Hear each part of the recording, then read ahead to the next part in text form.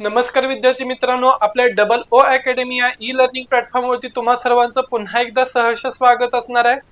बघा, आपल्या महाराष्ट्र राज्यामध्ये ज्या काही नगरपंचायतीनी नगर परिषदा असणार आहे, यामध्ये स्वच्छता निरीक्षक पदाची सुद्धा ऍडव्हर्टाइज नुकतीच जारी करण्यात आलेली आहे।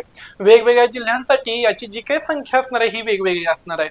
मग चला तर जाणून घेऊया आपल्या या व्हिडिओच्या माध्यमातून स्वच्छता निरीक्षक पदाविषयीची माहिती।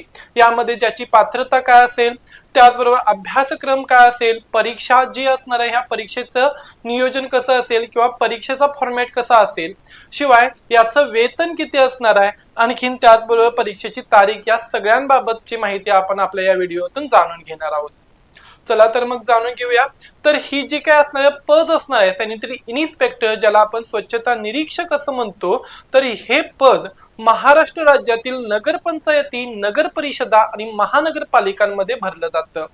हे गट क या दर्जाचं काय असणार आहे तर पद असून यामध्ये S8 पद्धतीने काय दिली जाणार आहे तर वेतन श्रेणी दिली जाणार आहे। आता याचा जो काय अभ्यासक्रम आणि पात्रता सांगितली जाते, तर या पात्रतेमध्ये तुम्ही शासनमान्य कोणत्याही विद्यापीठातून तुमची पदविका म्हणजेच तुमची डिग्री कंप्लीट असली पाहिजे।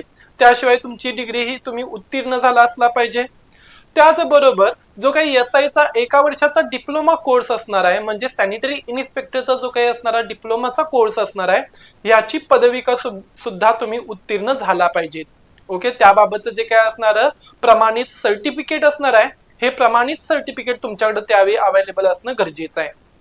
त्याचबरोबर MSCIT आणि त्याचबरोबर मराठी भाषेचं परिपूर्ण नॉलेज तुम्हाला असणं गरजेचं सांगितलं जातं। त्याचबरोबर कामाचा अनुभव असो किंवा नसो, तुम्ही या परीक्षेसाठी काय असाल तर पात्र असाल असं सांगितलं जातं। अभ्यासक्रमामध्ये लक्ष द्यायचंय, काय सांगितलं जातं तर मराठी असेल, मराठी व्याकरण, इंग्रजी व्याकरण, त्याचबरोबर गणित बुद्धिमत्ता आणि काय सांगितलं जातं तर GK म्हणजे जनरल नॉलेजचे प्रश्न असणार आहेत। या जनरल नॉलेज मध्ये महाराष्ट्राचा इतिहास, भूगोल, त्याचबरोबर सामान्य ज्ञान म्हणजे विज्ञान असेल, त्याचबरोबर आणखी काय सांगितलं जातं अर्थशास्त्र, राज्यघटना आणि जे काही करंट अफेअर्स असणार यांचा समावेश असणार आहे। त्याचबरोबर भारताचा भूगोल, भारताचा इतिहास आणि भारताची आर्थिक व्यवस्था म्हणजेच अर्थव्यवस्था, या सुद्धा विषयांचा याच्यामध्ये थोड्या बहुत प्रमाणामध्ये समावेश असणार आहे। शिवाय ही जी काही परीक्षा होणार आहे, या परीक्षेसाठी तुम्हाला एक तांत्रिक सब्जेक्ट जो काय असणार म्हणजे तांत्रिक विषय जो काय असणार आहे, या तांत्रिक विषयाशी संबंधित 40 प्रश्न 80 गुणांसाठी विचारले जातील। जवळपास हा जो काही पेपर होणार आहे, हा पेपर 200 गुणांचा असणार आहे, ज्याच्यामध्ये 100 प्रश्न असतील। मग यामध्ये तांत्रिक विषय जो काय सांगितला तो पेपर नंबर 2, ओके, एकाच पेपर मध्ये तुमचा पेपर भाग 1 आणि पेपर भाग 2 असणार आहे।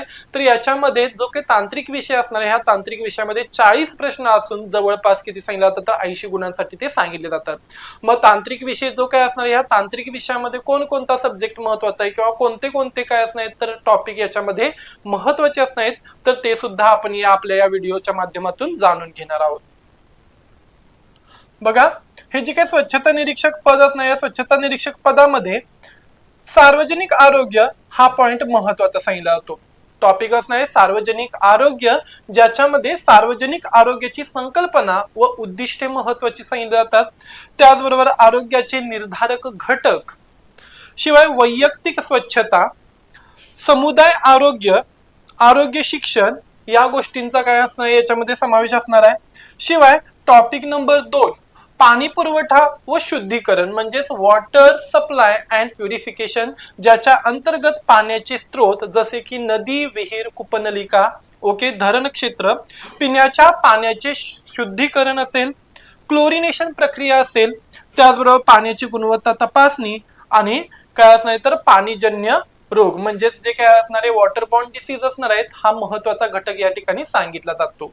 ओके, त्याचबरोबर बघा तिसरा टॉपिक जो सांगितला जातो हा मल निस्सारण व काय सांगितलं जातं सांडपाणी व्यवस्थापन, म्हणजेच काय असणार बघा स्वेगेज and waste water management. Sewage and काय असणार आहे बघा वेस्ट वॉटर मॅनेजमेंट असणार आहे, म्हणजेच जे काही सांडपाणी व्यवस्थापन असणार आहे किंवा मल निस्सारण पाणी जे काय असणार आहे याच्याविषयीचं व्यवस्थापन असणार आहे। यामध्ये ड्रेनेज सिस्टीम असेल, सेप्टिक टँक आणि सोक पीठ, त्याचबरोबर मल निस्सारण व्यवस्थापन।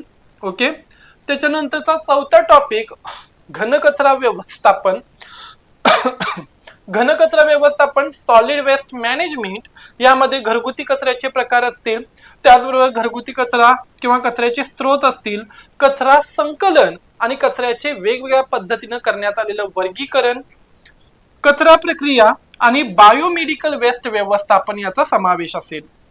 पाचवा टॉपिक संसर्गजन्य रोग नियंत्रण हा महत्वाचा टॉपिक असणार आहे, ज्याच्यामध्ये मलेरिया, डेंग्यू, क्षयरोग, कॉलरा इत्यादी प्रसाराची कारणे, प्रतिबंधात्मक उपाय आणि कारक या गोष्टींचा समावेश असणार आहे.